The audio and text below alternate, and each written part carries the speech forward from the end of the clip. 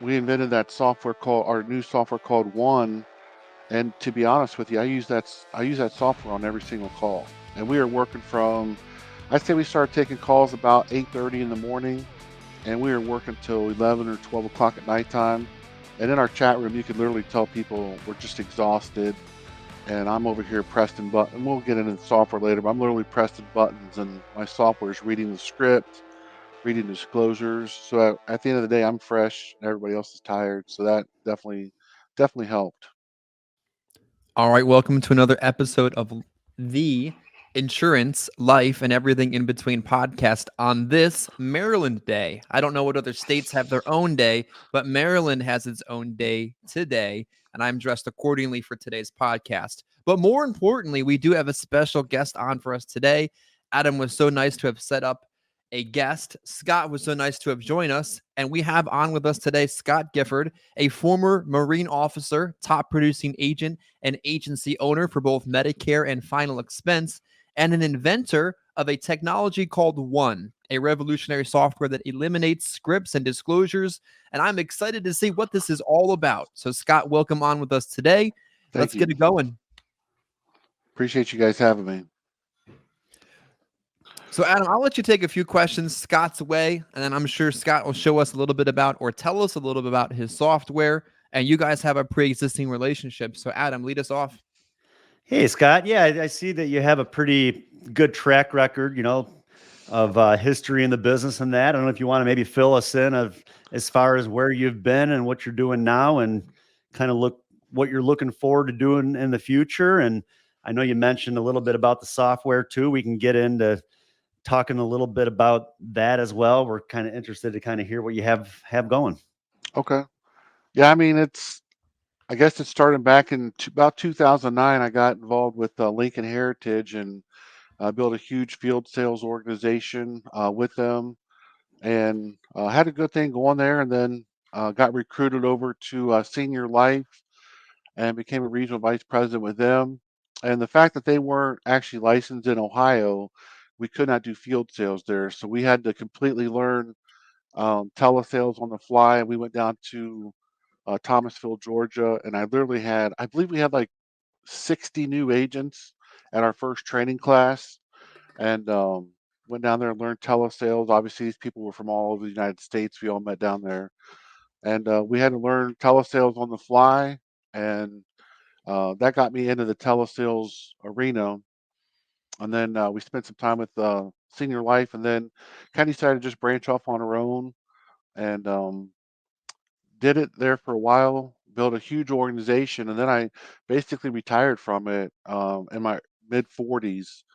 Uh, I kind of had a dream to be a high school basketball coach, and I've coached for 20 years here and there, but I want to commit full time to it. So I literally retired from the insurance world and went out and coached high school basketball, and it was fun. I loved it. And then actually met a girl that was really good friends with in high school. We met at Walmart 31 years later, and then we ended up getting married. And I decided, well, I got that itch again to make a lot more money, and decided to get back into the insurance arena. So this last year, had some friends doing Medicare, and they were doing really well with it. So I said, well, you know what? I've never done Medicare. I wanted to go through an AEP, and I'm the type, if I'm going to lead you, I'm going to do it first. So I want to get in the seat, take the calls, and so I did a complete AEP. My wife and I both did, and we rocked it. I was number four in the agency. My wife was I was number one. She was number four for our first AEP. So we're pretty happy with that. We did it all over the phone. I think I sold 15 enrollments in one day, and I did over 250 for the AEP. So it was a good experience. Had fun with it. So that's a short, brief intro. Well said. You know what's interesting? I think that as COVID took place around 4 years ago, Yep. almost to the day, maybe a week late at this point, um, so many people were forced onto the phones or jumped onto the phones or whatever verb you choose to use for on the phones, thinking that eventually it was going to be easier. Yeah. But all of a sudden, selling over the phone would be easier because they didn't have to leave their house, get dressed, get in the car, drive around. But at the risk of asking a leading question and getting a different answer, is it any easier, or is it just the same game with different technology? I mean, when I remember when I first got into it, you know what? It was I was a top producer out in the field for field sales, and I thought it would be easy coming over the phone, but there's a learning curve, and it takes some time to kind of to to make that switch. So once you get it, I feel like it's easier. But you've got to get through that learning curve, and then you still got to treat it like a full-time job. That's one thing, you know, being able to retire and then come back in and play around with basketball and stuff like that. I- I've always told people you can't do anything part-time. And when I dipped my toes back into it, I became that person to try to do it part-time. And it's just really hard to flip that switch. So you got to treat it like a full-time job, and you've got to learn the little nuances of telesales. It's a little bit different than field sales. For sure. I What think in person, you can build rapport, read body language, Exactly. touch them. It might Yep. sound weird to say that, but you know what I mean? The value of human touch. Over the phone, it's tonality, Yep. it's tenacity, it's using tech. It's the same game, just played a little bit different, I guess. Absolutely. You got to learn. I call it, you got to be able to paint a picture over the phone because they can't see you. They can't see your reactions. So as you said, tone and how you answer the questions, and you got to spend some time making a friend with them. If you just give them a quote over the phone, like, hey, I just want a quote, you throw a number at them, you're never going to get that sale. You're just going to be a quote giver. Well said. Adam, you spent some time over the phone during COVID and then during about a year ago just to kind of get your feet wet and understand both sides of the business. Any questions you want to ask Scott from your perspective and experience with telesales? well, really, I mean, I saw, like you mentioned, 250 enrollments. I mean, that's pretty impressive over the phone. Uh, how'd you go about generating that business? We had inbound calls coming in, customer initiated, obviously. So we had the inbounds coming in, and I mean, we were literally taking call after call. And I mean, fortunately for me, I don't want to put the horse before the cart or the cart before the horse, but um, we invented that software called our new software called One. And to be honest with you, I use that software on every single call. And we are working from, I'd say we started taking calls about 8:30 in the morning, and we were working till 11 or 12 o'clock at nighttime. And in our chat room, you could literally tell people we're just exhausted.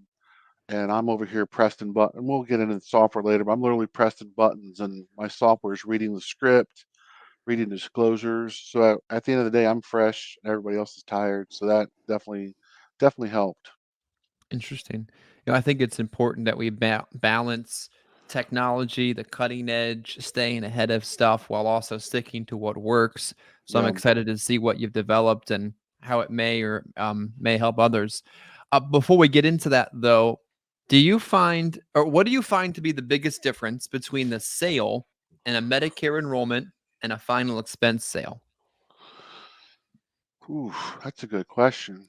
Um, well, to be perfectly honest, I think Medicare is more of a lay down. If I can be honest, final expense, you've got to really earn their trust, 'cause you've got to get their social and their checking account information.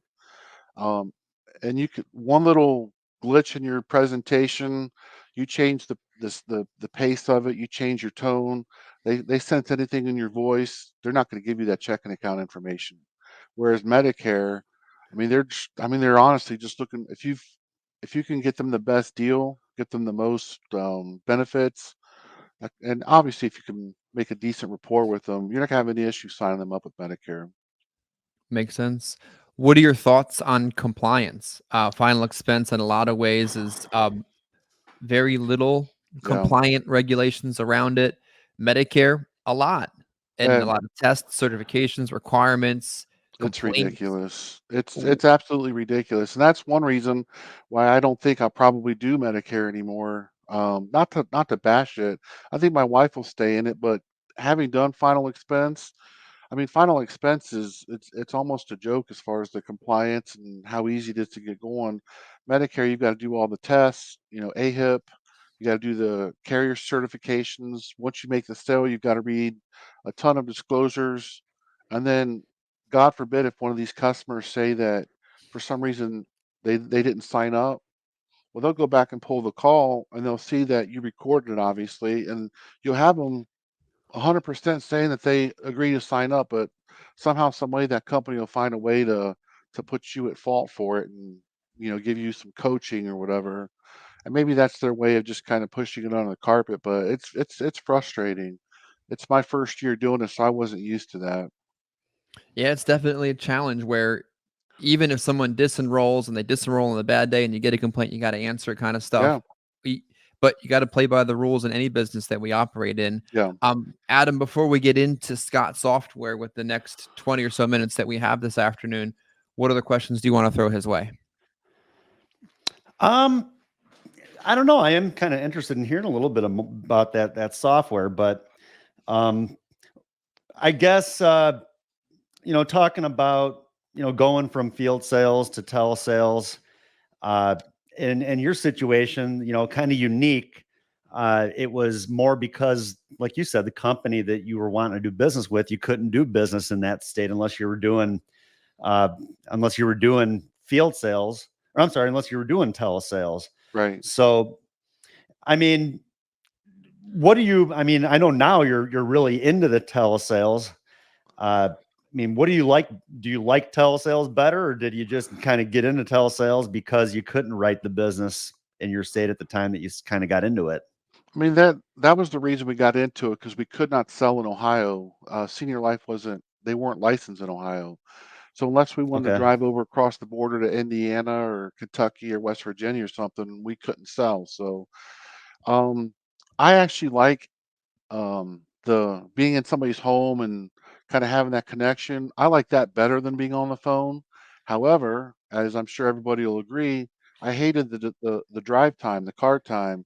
I mean, you spend all day long in your car, just driving to appointments. If there's a no-show, then go knocking on doors. So I can talk to more people on the phone, and I can have more conversations. So that's how it equals out. But I prefer selling in the home better than over the phone. All right. Yeah. I mean, I tried building a telesales platform. I'd say probably about a year or so ago. I can't remember if we talked back then or not, but yeah, I was working on kind of putting something together, and uh, my problem with the phone sales is just having patience. Yep. Uh, like I remember, I mean, we were doing a lot of outbound calling. We'd be self-generating Facebook leads. We'd be doing a lot of outbound calling, and yeah, it was tough. I mean, you had to make a ton of phone calls. You have to generate a ton of leads. So many people. And well, the thing is, I think, especially like the Facebook leads, they would see an ad that I was posting, they would fill it out, but then they'd see 10 other ads and they'd be filling those out too. And then Yeah. they're wondering why their phone is ringing off the hook. And then it was like, that was the problem. It's like people just were not answering their phones. You Yep. finally get somebody on the phone, and kind of like what you said, if you say one wrong thing, then the whole thing is just going to hell. So, Yeah. When I was taking so I took Senior Life's leads, and they were generated, I believe, off of TV leads and mailers. But we'd call them, and we'd print the leads off.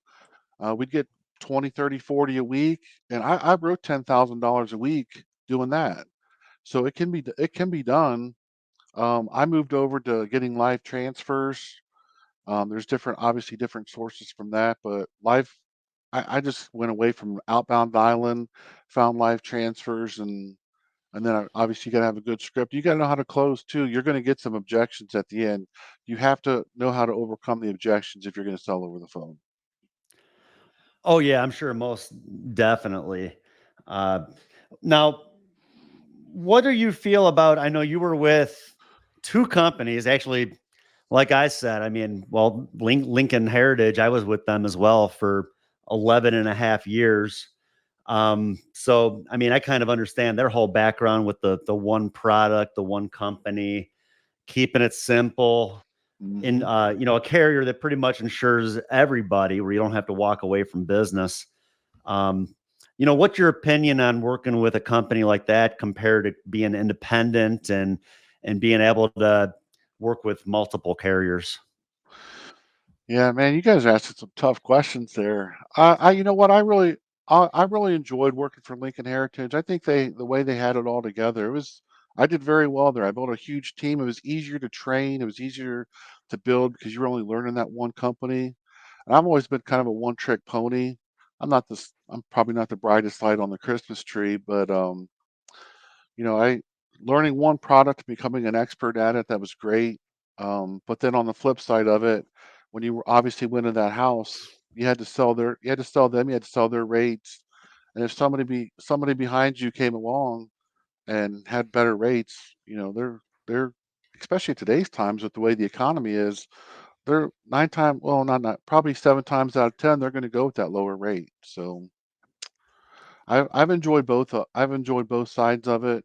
I think it's harder to build on the broker side because you got to teach a brand new agent 5, 6, 7, 10 different companies, and it's just a little bit harder that way. And I'm a builder, so I like to build.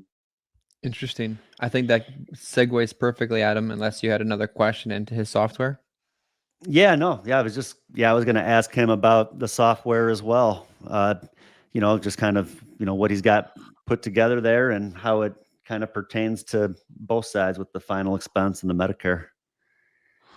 Yeah, so I mean, when we started with telesales back in probably 2011, all those there are a lot of disclosures you have to read once you make the sale, and I was selling, and I just kept once we got to the disclosure part, it was so discouraging.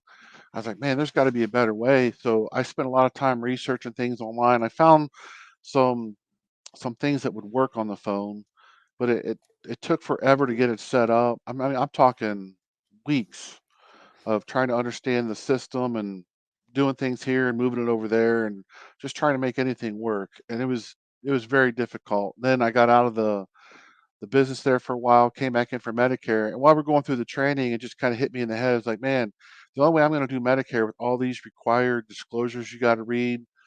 I mean, there's literally things you have to read in the first minute of that phone call. So when I was going through the training, I said, the only way I'm doing this is if I bring back that system that I had made back in 2011. So I kind of put together something to get us through AEP. And the whole time I was like, you know what? Started making more sales with it. I said, man, it worked with final expense. It worked with Medicare. If I felt like there had to be a better way, then I just kind of felt like all the other telesales agents out there would be thinking the same thing. So I submitted my idea to some software developers. I said, can you do it? Can you make it as simple as possible? And finally got somebody that said they could. And so it's literally been being built out the last probably 6 months. And the whole key to me was making it as simple as possible setting up because I know nobody has the time to watch, 30, 40-minute videos to set something up. So I say the geniusness was in the simplicity of setting it all up. So when people get the software, they're gonna think, wow, this is super easy. And that was the intention. So, but I guess basically what it does, if any kind of a script you read, you can load it into the software. Any basic common questions that you might answer, any typical objections you might overcome, and then once you get to the sale, all those disclosures that you have to read, you can pre you can pre-record those into the software, and then you can set each section of the script up with what we call a macro or a hot button. And then literally you have your script in front of you. There's like an F1 button or an F2, F3, F4 all the way down. You don't even have to press the button on your keyboard. You can literally click it on your screen and as I'm talking to you right now, I could press a button and it would sound exactly how I'm talking to you. There's no difference. There's no click. There's no tone. The customer cannot tell the difference. It's your voice just reading that same mundane script or objection or disclosure, whatever you want to call it, over and over and over. And it makes life so easy. So like if there's a like with Medicare, there's some pretty long disclosures you got to read through Sunfire. I can literally click F5. If that disclosure is 4 minutes long, I can be on ESPN surfing the web. I can be inputting some of the application. I can be doing other things while that disclosure's reading and taking care of business. It saves your voice. If I take a call, maybe I get all the way to the end and the customer hangs up on me, I lose that sale. My next call that comes through, I just click F1 and says, "Hey, good afternoon. This is Scott with um, Senior Care. How are you today?" In your best voice. There's no frustration from the last call.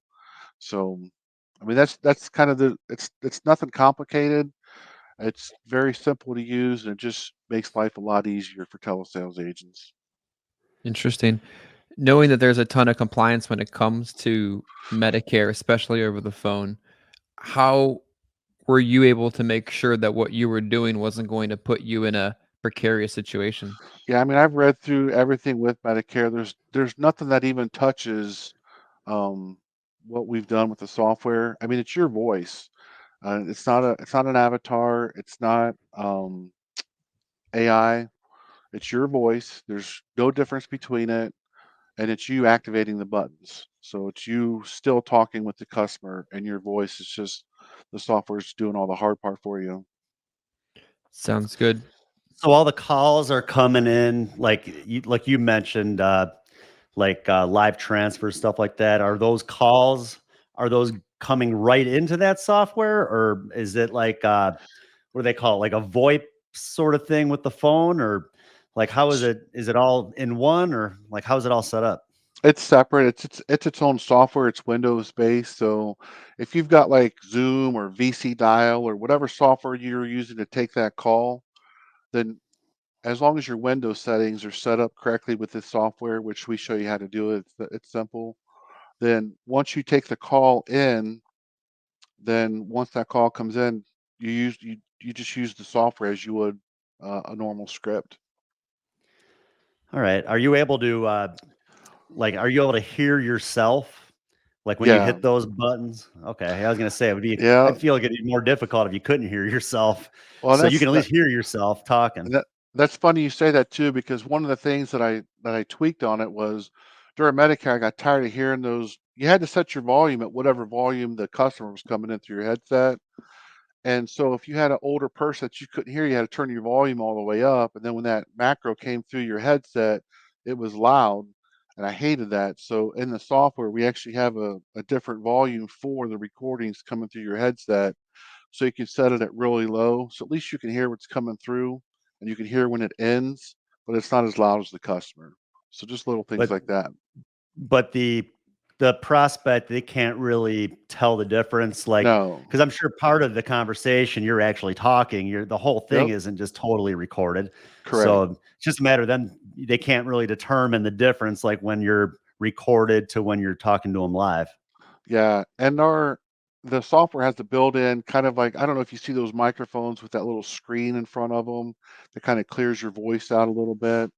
When you talk through that software, it also does that for you. So I've recorded calls, we've done demos with people, and the call quality is actually better going through the software. Yeah, and the customer can't tell the difference. Interesting. And as long as it's you, I know there's AI regulations that are further and further developing, Yeah, and hack avatar was a thing 8 years ago, but yeah. became illegal pretty quick afterwards. So that's how you're protecting yourself because it's you. Yeah, we're very prominent about telling people, look, this is not AR, it's not Avatar. I say it's your perfect voice every single time.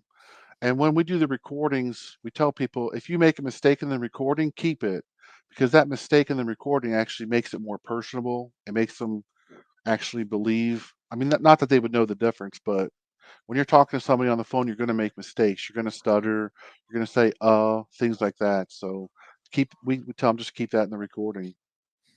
And I know we talked And about it this morning in our training. Giving the same presentation is actually pretty easy once you have that presentation memorized. And Yeah. when you're giving the same presentation, it creates a predictable outcome from the prospect's perspective.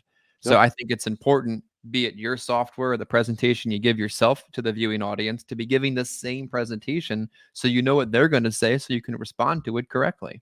Yeah. I mean, that's kind of why the software works too. I mean, I've been doing this since 2009. So I know where in the script, if somebody's going to give me, if there's a common objection they're going to give me, I can go ahead and record what my response is going to be. So, if somebody says, well, who is this again? I can press F1 and it'll just, not that I'm being lazy, but after you've done these conversations over and over and over throughout the day, just answering those questions gets old. And let's say you've got somebody that may not be a good closer. They say, well, I want to think about it. Well, some people aren't very good closers, so you can literally pre-record your answer, your reply to that objection. So somebody says, I want to think about it. It's already on my script. I want to think about it. I click there, and automatically says, oh, I understand you want to think about it. Da, da, da, da, da, da, however you would answer that objection. It does it for you. So it takes away the nerves, takes away the anxiety. So pretty nice. And the whole thing is recorded as well? You mean the presentation itself, or? Yeah, like does that record the phone call? Well, your software that you would use, like Zoom or VC or anything like that, that would record the phone call. Okay. And how do people now? Does this software? It's available for your agents. It's available to pretty much anybody who wants access to it. Yeah, we've got pricing on there for individual agents, and then we've got pricing for call centers based on the amount of seats they have. Okay. So what's that pricing look like? For individual agents, it's $49 a month. And then for call centers, it's broken down obviously cheaper than that based on how many seats they have. So if there's a call center with 20 seats, it comes out to like about 65 cents a day per agent. Okay. Well, heck, the cost of one live transfer. Yeah, well, yeah, yeah. Well said. I think it's We've made interesting to hear that kind of perspective and insight and experience and, innovation in an industry where we oftentimes find ourselves living in very small echo chambers. Nick Frumpkin observed recently, he feels like the whole final expense world is its own little echo chamber. And just to yeah, hear a little bit of what happens outside of that room, it just kind of freshens things up a little bit. yeah, yeah. I mean, this software is not going to be for everyone, but it's going to be there's going to be a handful of people who are going to really appreciate it. Once they use it and test it out, they're going to love it. Once you use it, I say once you use it, you won't want to lose it. So, Yeah, well, I mean, I just remember even last year when I was doing the phone sales briefly, just how drained I would be at the end of the day. yeah, Talking all day. And like you said with this, I mean, you're saving a lot of your own. I mean, you're talking, but it's just you've already kind of like what Chris said. I mean, it's the same presentation every time. So yep, what's the point in saying it every single time when all you got to do is hit a button and it's telling the person the same thing you'd be telling them anyways? yeah, yeah. I think once people like it, once they test it out, they're going to be like, wow, this is pretty cool. So Awesome. very happy with it. Awesome. So, Adam, we only got a few minutes left to go before we go into our next part of the day. Why don't we give Scott an opportunity to plug himself, how to find it, how to buy it, how people could contact him if they want to investigate further? Yeah, thank you. It's www.one spelled out, ONE, and then it's onevoicesolution.com. And you can go on there. All of our information's on there. There's a free 7-day trial. So just give it a test. And if you've got any feedback with it, shoot us an email. The email's at the bottom of the website. And any recommendations, obviously shoot them out to us. It's literally a live launch this week. So we appreciate everybody trying it out. And yeah, if you've got any suggestions for it, let us know. We'll put it in the next version.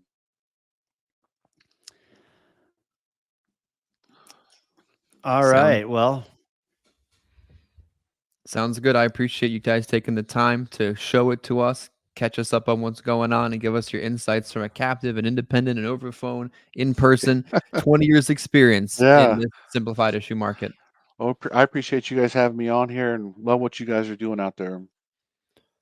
Well, before we forget, Adam would want me to say to like right down here, wherever you are, whatever platform you see us on. If you can't see us, maybe that's a blessing in disguise. Follow wherever that is on the platform as well. Subscribe and comment. You wouldn't know it if I didn't say it, but the comment is probably the most important thing. The more you comment with the video, the more YouTube shows this video to other people. And the more you listen and share, the more we can grow this audience, one subscriber at a time. Thanks for watching.